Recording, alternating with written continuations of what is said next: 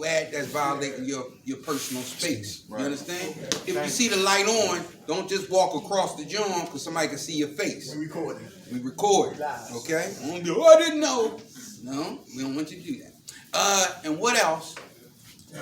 You know, feel free to share. You know, try to stay on topic, whatever, so we can get the best. We can get you the best help. Because you got a lot of good information in here. You know what I'm saying? We all can work together. We don't know everything, but together we all know something. Okay? So, real quick, that just for the day, did anybody get anything out of that just for the day? Did anything stand out to them? Well, I would tell you this, when people talk intimacy, when people start talking vulnerability, that's when people want to get up and move and all that kind of stuff. Because you're uncomfortable with like talking about looking at you. How you can get out of this joint is only one price you have to pay for freedom. You got to pay attention. Right? And if you with somebody who's always talking, always running this and that, you might miss something. Then God got to do a whole nother year, your active addiction, so you get in a position so you can get some help. And that's a word for that, right? It's called being poor. Poor means people overlooking opportunity repeatedly. Because this ain't the first rodeo. This ain't the first rodeo. And a lot of times people with addictive personalities, we don't like take constructive criticism or direction. So you have to learn to practice self-discipline. Learn to sit still for a little 30, 40 minutes, get you some information and save your life and your family's life. You think that is important? Yeah. All right, so we're not only here to change for us, but the change that we have is going to help our family. Let me tell you something. People learn through observation and participation. That's why active addiction is passed through family to family. Anybody ever grew up in a dysfunctional home? You understand what was going down. And a lot of times that affects our character, and we relive our past and our future. So what they was talking about in that just for the day stood out to me. That's one of my favorite words, is intimacy. And they broke it down like this: into me I see. So intimacy is like revealing a part of me, and I give to a person, and vice versa. Right. You know, and that's vulnerable, because when you give somebody your heart, they can step on it. You know what I'm saying? But there's a saying: it's better to be loved and lost love than never been loved at all. Okay? So we got to learn in the process of recovery, we got to learn to feel, deal, so we can heal. We have to be what they call spiritual adults. Spiritual adults. If you got a conversation, you want to talk, and if it's that important, just take it outside. Make sense? That way we're not interfering with somebody's process. So today we're going to be talking about the 12 laws of recovery. And believe me, if you're in recovery, recovery is not for punks. Recovery is like, you know, some things we've been running from our whole life. You follow what I'm saying?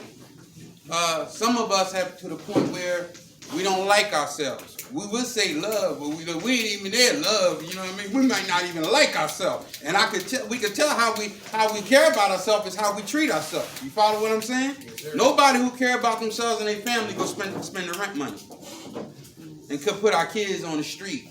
Nobody steals Christmas presents. Oh, these things happen. You know what I mean? You on the way to the store for the Christmas present. You got that money in your pocket, and we go left instead of right. These are things that it's hard to forgive ourselves. But guess what? If we don't learn to forgive ourselves, we'll never heal ourselves.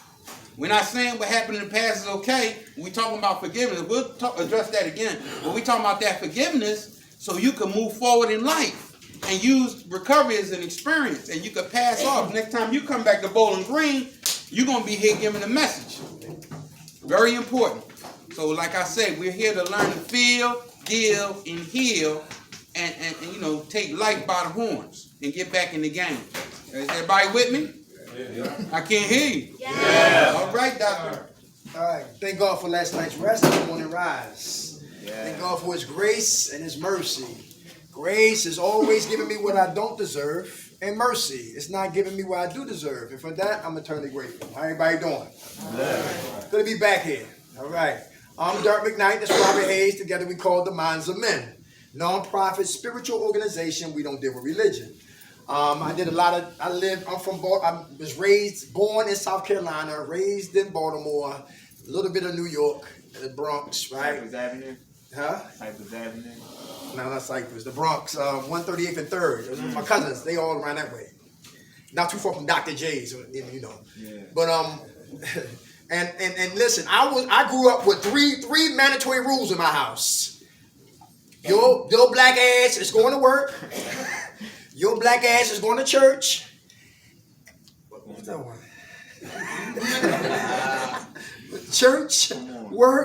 Church, work, and school. Mandatory.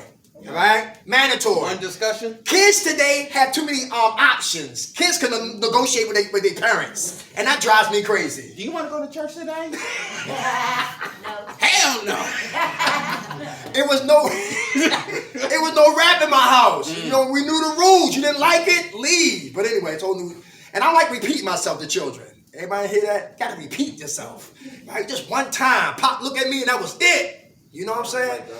Yeah, right. So look, I grew up with extension cords. Anybody? Switches. Anybody? Yeah, right. Listen. Trees. I got hit with a tree. Yeah, microwave. So listen. When they pick those objects up, they didn't pick them up to abuse us. They picked it up because what? We was what? Warned first. Dirk, stop stealing. Dirk, don't talk back. But Dirk stole, and Dirk talked back. And then here comes the what? Right, exactly, right? And their parents wish you would call DHS. Take him with you. Take the bags. Take him with you. Yeah, none of that was going on. But anyway, whole new generation. Your boxing was real. Remember boxing back in the day? 12 rounds, 13 rounds. Come on. Rap music. It was real. Yes. Come on. The clothes, it's just like things were just it was just like, I thank God for the era that I grew up in. I watched Michael Jordan play ball. I was blessed to see Michael Jordan play, right? So I'm a 70s baby, 71's baby. I'm Aquarius, born the same day as Bobby Brown, but different years. You know I'm crazy, all right? I'm impulsive. Everybody hear that? And yo, I do, then I think. Anybody got a problem like that? Who here talk clean but live dirty? You in here? I used to. Hey, who lips write checks that your life can't cash? Anybody here like that? Yeah, in there too. Okay. Anybody dressed up trash cans in here? Okay. Look good on the outside, but inside funky. So listen, we didn't drive an hour up here to be liked. We didn't come up here to tickle your ears. Right? We didn't come up here like the same kumbaya. Listen, we came up here to what? Recover. Right. And Rob said, listen, we don't know everything. I don't want to know everything. Because surprise, life is boring when you think you know everything. But life is so precious when you're ready to what? Learn. Everybody hear that? Yeah. Just when you think you know it, here comes something else. Who know what the word insidious? What that word mean, Rob? Upon you before you know it. Anybody know about that insidious? How many ladies had men that said, baby, I love you? I would never cheat on you. Like he's singing at your window like Romeo and Juliet. Bringing you flowers, bringing you candies, remembering your birthdays. Opening up the door. All of that, right? Till they get the cookie. You can open up your own door. I don't think you need that cheese on that burger. You've been putting on a little weight. You don't care anymore. So insidiously, he snuck into your life. Yep. Yeah. And that's how the disease of addiction move. Men, how many ladies are insidious? Who watch Lifetime? Oh, God. You better. You better. Yeah. How about the ID channel? Wives with Knives. Yeah. Yeah. Who know about Amy Fisher? Amy Fisher having sex with a what? Well, she a minor having sex with a grown-ass man. Joey Botafuco. and she's jealous of what? His wife. She rings the bell and shoot her in the head. Yes. Who know about Lorraine Bobbitt? Shiro. Listen, she was from a third world country. Her husband was a veteran. He was a Marine. He get drunk and rape her. She said, not tonight. Yo, listen, he did it. He went to sleep. Why cats, abuse their women and go to sleep? Who do that in here? How many men do that? Yo, listen, who remember the burning bed? Yeah, she had a barbecue. Guess who the meat was? His ass. His ass. Thank God I don't got no sisters. I would probably won't be standing right here, right? But Lorraine Bobby, right? So she chopped this penis off. And then she had one penis in her left hand and the keys in the right hand. Jumped in the car and went driving. Blood coming down her fingers. She get to her girlfriend's house. She said, what in the hell do you do? She's still crying. She's still frantic. She run out the house and she throws the penis 50 feet away from 7-Eleven.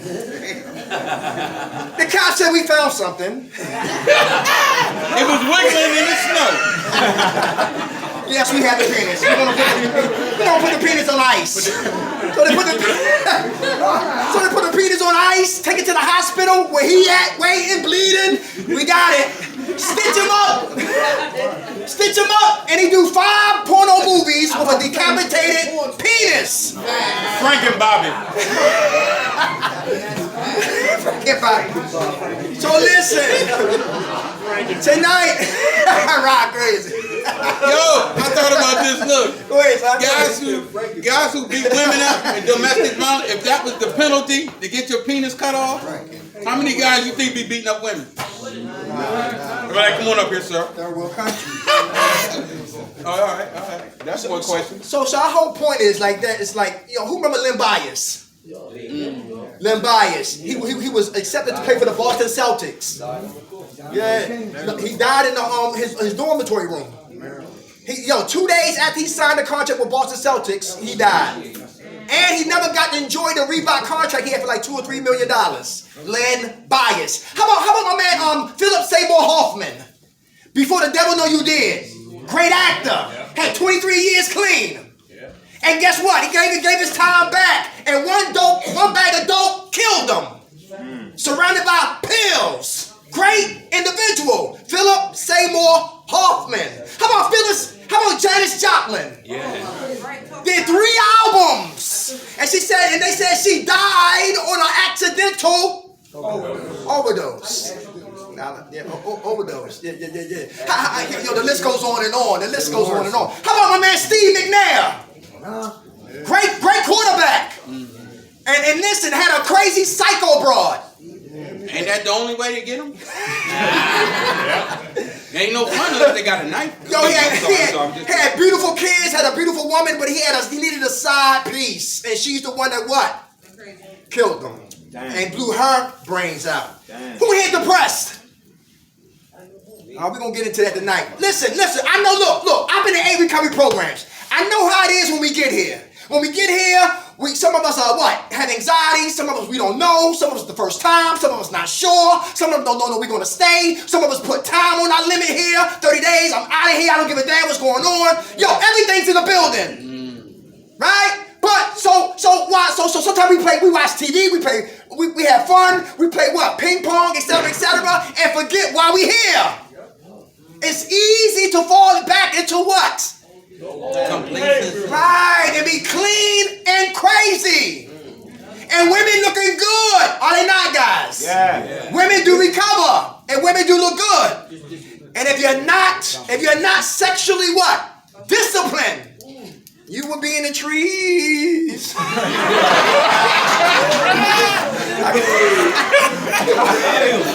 What's that right there? Keep a lookout. What's that right there? Come on, let's get it going. So look, we're gonna talk a little bit about relationships. You know what they say about that? They say people in recovery is very hard to have relationships. Why that? You wonder why? Yeah. Why do you think so? I don't know. All right. So what happens is you guys, it's something called Jaharo's window. So a lot of times we know that when people do the 12 steps, a lot of times most of the time their recovery is enhanced and reinforced. But when you're in these settings like this, you don't be here for that long to do that type of work. You follow me? So they broke it down in quadrants because they say most importantly what we need in recovery is a personality change. Our personality is stink. It's called stinking thinking and all that. So they say, okay, take a look at yourself so you can get better. How do you look at yourself? Well, first you got to realize that most of us have representatives when we first meet people, correct? That's correct. They being all nice, like we talking about the guy opening up the door and all this paying the bills and stuff. This is what the representative does because he's coming in the door. They usually say that person can only hold that guy is up for like a good 30 days. before you really see how that person is. How can you tell a person's personality? Is how they treat people that's so-called under them, like waitresses, animals, and so forth. If you have a friend that the dog is always barking at them, when they come in the room, the baby start crying. You understand what I'm saying? Yeah. Because children and animals are very sensitive to personalities. So you want, and a lot of times when we meet somebody, we don't care what nobody else say because we have what they call loving eyes. We do not look at the glaring red flag defects. So this is very important about the representative. Don't be enamored, because especially you in recovery, right? You have been traumatized. You want someone to be loved and all that, and you look across to the other part of the room. They getting Suboxones, you get methadone, and y'all say we can make it. Don't get caught about the representative, okay? The next part is the blind spot. Blind spot. The blind spot. Guess what? I can't see my ears. Mcnair can see my ears. So I need to have people in my life that can tell me some things about me that I can't see for myself. Does that make sense? Yeah. And we have to start learning to take heed to wise advice, wise instruction. Because it's only the fool that refuses wise instruction. You follow what I'm saying? Right. The mask. The mask is a part of us that we literally hide because we think if a person find out about this, they will reject us. So we be fronting. Put a lot of front on. Sometimes, one time I came back home somewhere, and the boss said, I just came home. I didn't know what he was talking about. I just came home? What do you mean? Well, that lingo means you just came home from jail. Right? So I was like, oh, okay, you just came home from jail. Now, guess what? Some of their friends have been successful. They go on vacations, open up businesses, kids, and so forth. But I can't do all that because I'm locked up in jail. So when I come out and I see my friends living life as other people do, I might want to put the mask on too. Because I'm not a very trusting person. I don't want people to look down on me. So I'm going to wear a mask until I feel comfortable. Right? So this is the mask, another part of the. And another thing too, when you be in relationships with somebody X amount of time, have you ever found out something that you never knew about them? Yeah. Yeah, that was part of a mask. More will be revealed, right? The last part is the hidden. There's a part of us that's hidden, not only to other people, but hidden to ourselves. Sometimes our mind, like dealing with trauma, rape, incest, and all that kind of stuff, we will stuff into our subconscious, and we won't even realize that it's directing our everyday activities. It's your subconscious mind that guides your life. That's why when Mcnair was talking about being an impulsive person, that's on your conscious. You just react, you move. But on the subconscious, it's the self-mover, right? Why do you be afraid of getting into an intimate relationship with somebody? Well, maybe the last time I did that and I gave my heart, they threw it in a blender. So I'm guarded, and I want to protect myself at all times. So this is what we're talking about. I want to look at these things before you start letting people. And another thing too, even before we get into relationships, what's some of the things that we should do before getting into a relationship? Get to know. That's a trick question. Huh? Get to know him. Have y'all ever heard a word called courting? Yes. What do you think that is for?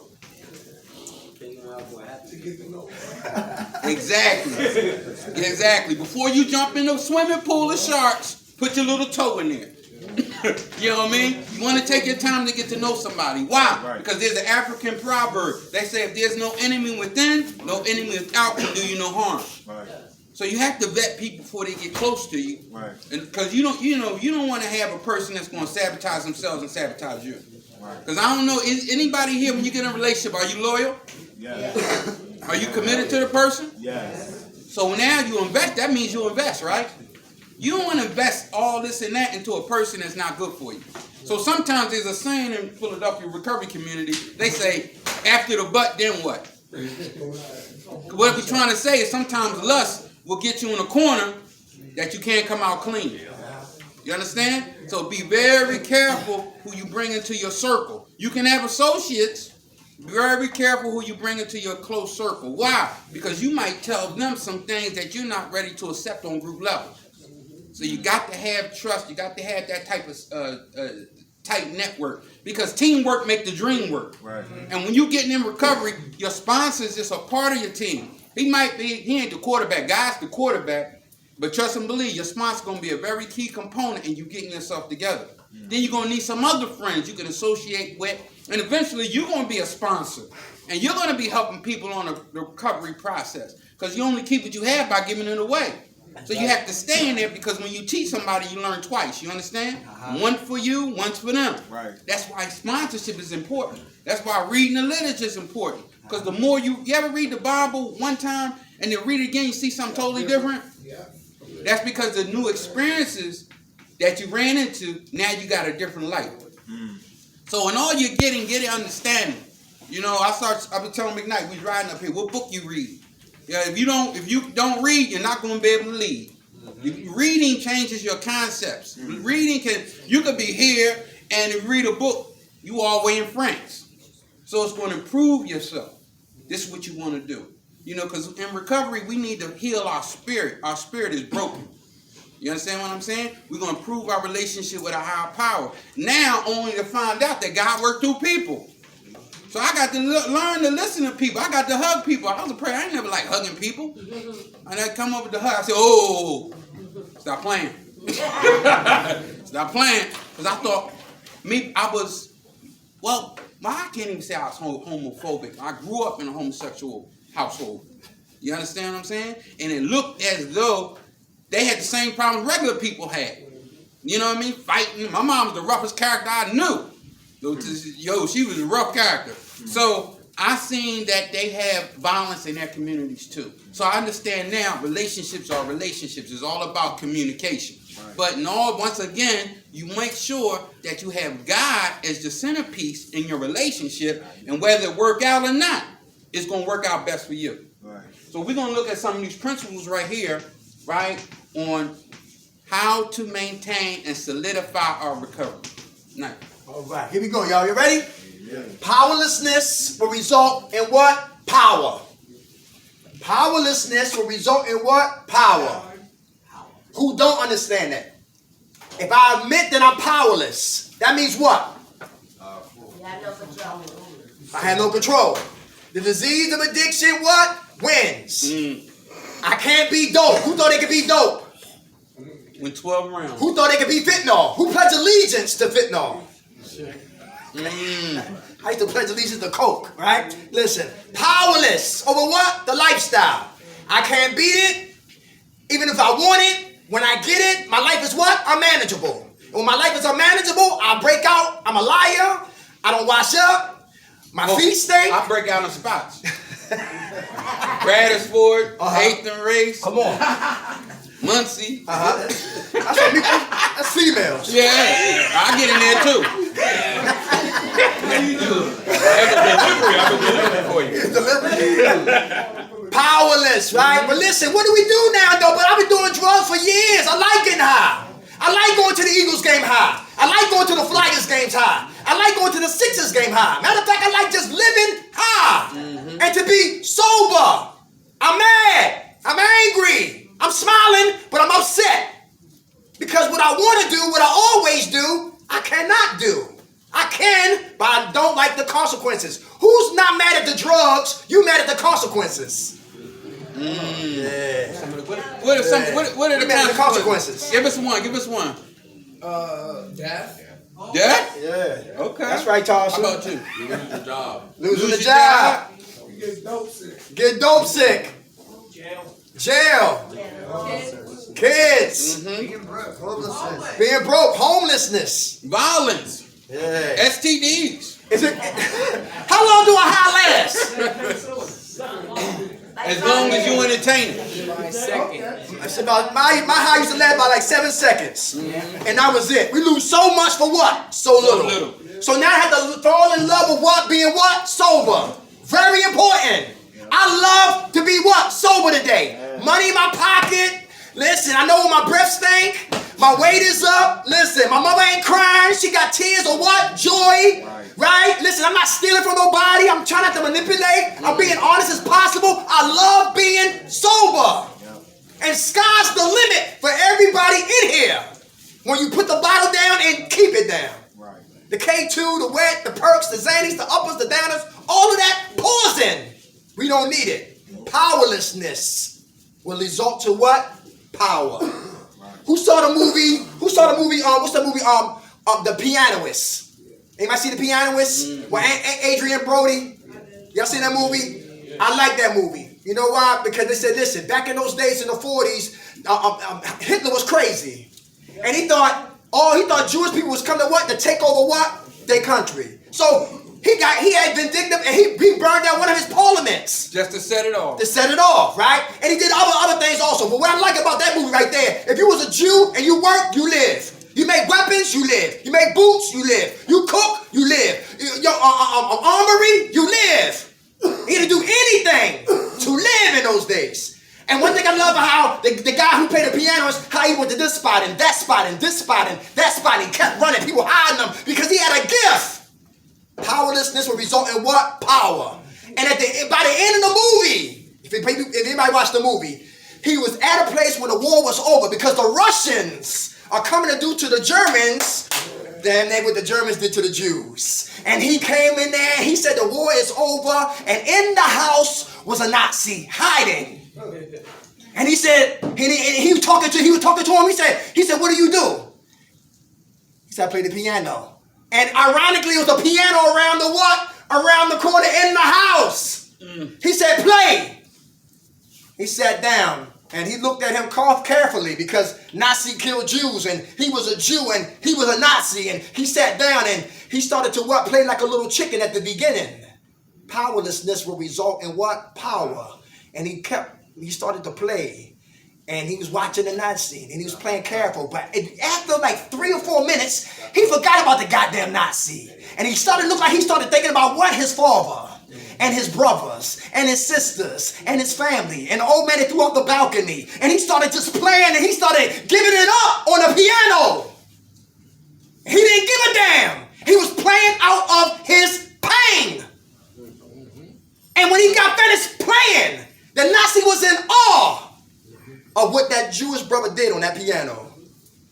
Pain impregnates our purpose, which gives birth to power. Let me say that again. Pain impregnates our purpose, which gives birth to power. And we will never know what's in us if we're always running from pain. And drugs bring pain. Lifestyle bring pain. But it's power in our pain. I used to be in crack house helping people. Here's the matches. I was dying and living at the same time because I didn't want to be there, but I was stuck. And we know how it is when you get started. One is too many. I'll never know. Yes, powerlessness will result in what? Power, strength. I got 14 years strong. Rob got 13 years strong, but all we got is what? Today. Number 2, humility will result in honor. Humility will result in honor. Who working on being humble today? Anybody? Okay, humility. Who in here rebellious? You ain't gonna tell me what the hands, okay, we see the hand. Ain't fucking, listen, ain't trying to hear. Who's smoking cigarettes in their room? Don't worry about that, counselor. Write it down, all right, okay. Listen, right? Yo, give up the tapes, Nixon. All right, humility will result in what? That's what they say. Come on. You be humble or you be humiliated. What they mean by that? Has anybody been humiliated before? Yes. Hey, old head, it's hot over here. Wait over there. Hey, I'm gonna tell you this right here. Look, I don't like the dentist. Anybody don't like the dentist? No. And I don't like the dentist because I don't like how it smells. I used to go to the dentist on Park Heights. Oh, yeah. On Park Heights. My little dentist right there. And the girl, his daughter plays on one of the shows. She an actress. We'll talk about that later, though. But anyway, right? I used to go there when I was a little boy, right? I used to tear up the place.